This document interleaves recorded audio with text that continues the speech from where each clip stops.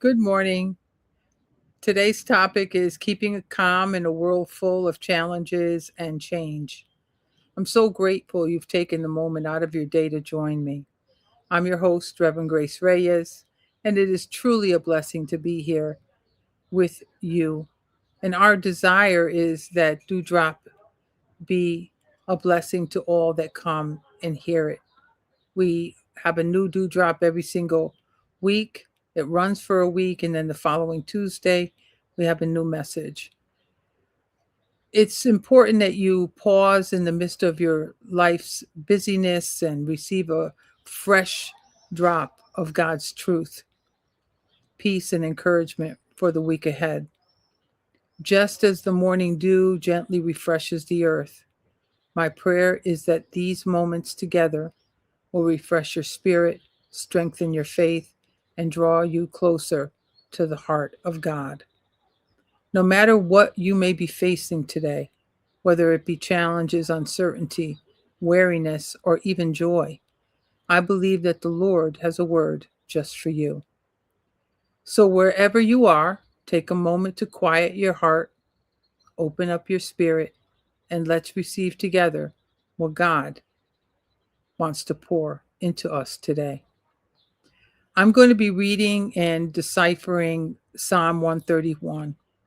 It was penned by the King David. The scholars differ on whether it was written during Saul's pursuit of David while fleeing from him. David was often accused of trying to seize the throne through ambition. Yet David refused to force God's timing, and he waited on the Lord. Or it could have been some other scholars who say it was after Michal criticized David in 2 Samuel 6 when David danced before the Lord as the ark was brought into Jerusalem. His wife Michal accused him of being undignified. David's response showed humility before God rather than concern for human approval. In either case, what it does reflect is that it came from a man that had learned one thing. And he said, I do not need to prove myself, exalt myself, or control everything. God is enough. I will read the verses from Psalm 131 now. Lord, my heart is not haughty, nor my eyes lofty. Neither do I concern myself with great matters, nor with things too profound for me.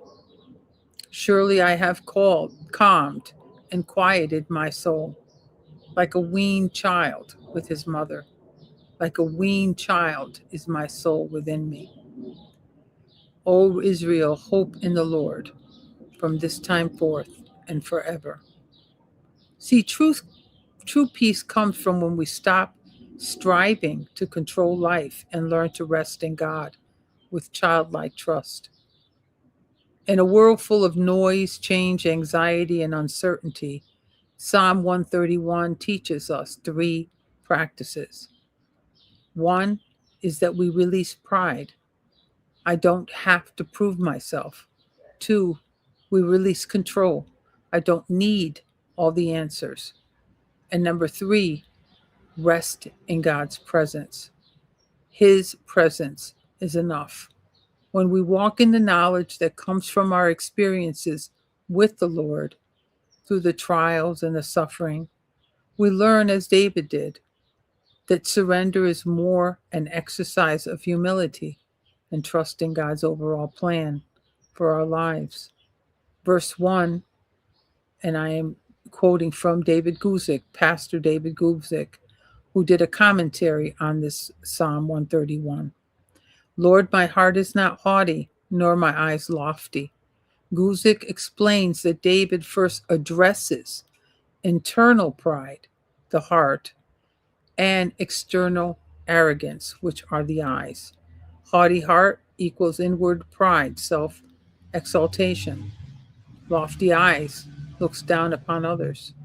Even though David was a king, he was a warrior and a giant slayer, he chose humility.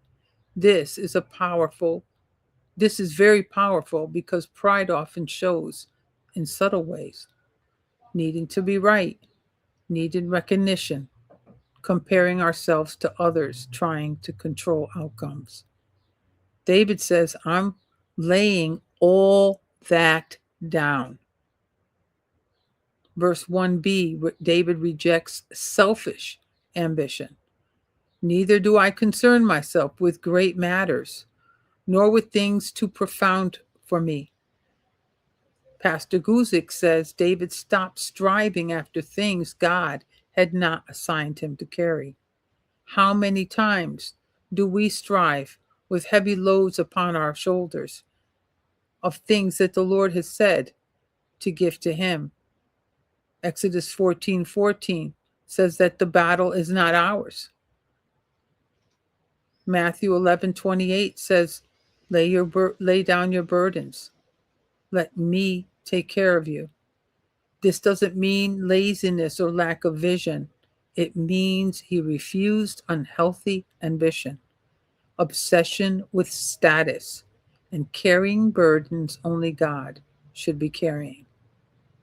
There is a difference between godly aspiration, which means is in pursuit of God's calling on our lives, and selfish ambition, which is pursuing self-promotion. That distinguish is center for Guzik's commentary. It says in verse 2, surely I have calmed and quieted my soul like a weaned child with his mother. That is the most beautiful part of this psalm. A nursing baby comes to mother for milk. A weaned child comes to mother simply for comfort, presence, and love. The spiritual lesson is immature faith says, God, what can you give me? Fix this, provide that, change the situation. Mature faith says, Lord, even if you don't answer the way I expect, your presence is enough. Spiritually, God often uses waiting, discernment, delays, and unanswered prayers to wean us from dependence on his gifts so we can love him for who he is. That is a powerful message for your dewdrop, for our dewdrop topic today. It is keeping calm in a world full of challenges and change. In verse 3, it says, O Israel, hope in the Lord from this time forth and forever. David ends by inviting all of Israel, not in circumstances, economy, politics, people, or stability, but in the unchanging Lord. So if I were to summarize Psalm 131, I would say true peace comes when we stop striving to control life and learn to rest in God with childlike trust. In a world full of noise, change, anxiety, and uncertainty, Psalm 131 teaches us three practices. You must release pride. You don't have to prove yourself. You must release the control. You don't need all the answers. And rest in God's presence. Number 3, his presence is enough. That feels beautifully aligned with God's will and God's plan for your life. So remember, as you face your new week ahead, you face the challenges, the uncertainties that will surely come.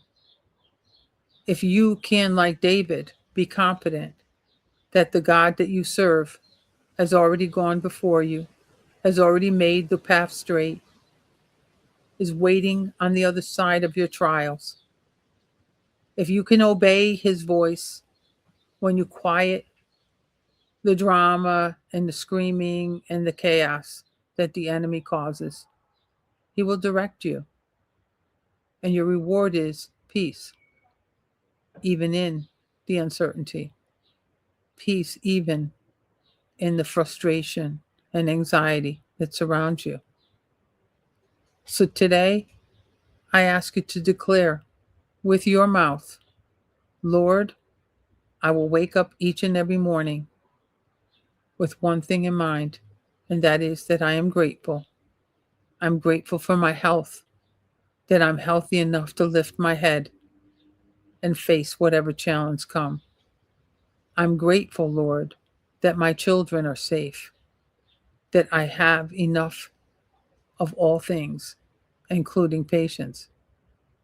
And Lord, whatever it is that lies ahead, whatever challenges, trials, or sickness may befall my home, Lord, I know that by standing and holding on the hem of your garment, which is Jesus, that everything will come to pass for me, that you have never left me, nor will you ever forsake me, that I can dance even when it's raining and know that the sun will shine again. This is my wish for you. I wish you a beautiful week, a week full of beautiful expectations, blessings beyond what you planned, and surrender from your heart to His. Have a wonderful week, and we'll see you in the next Dewdrop. God bless you.